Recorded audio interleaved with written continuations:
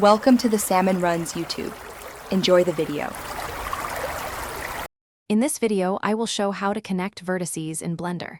We'll dive straight into practical methods for joining points in your three-dimensional models. Mastering these techniques is crucial for creating clean, well-structured geometry. You'll discover how to quickly bridge gaps and add detail, making your modeling process much smoother and more precise. Let's get started and enhance your Blender skills today.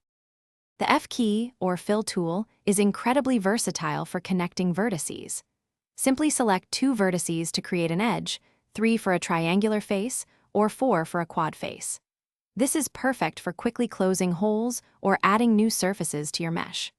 Remember, selecting vertices in a clockwise or counterclockwise order can influence face normal direction, so keep an eye on that for consistent results.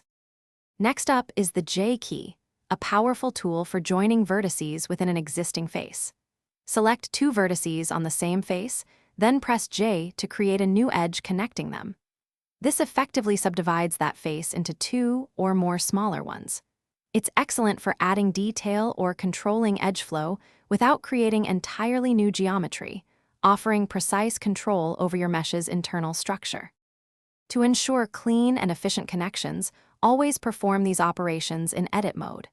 Pay attention to the order of your vertex selections, especially when using the F key, as it impacts face orientation. After making connections, it's a good practice to check for any non-manifold geometry or duplicate vertices. Maintaining a clean mesh will prevent rendering issues and make future edits much easier. Happy modeling!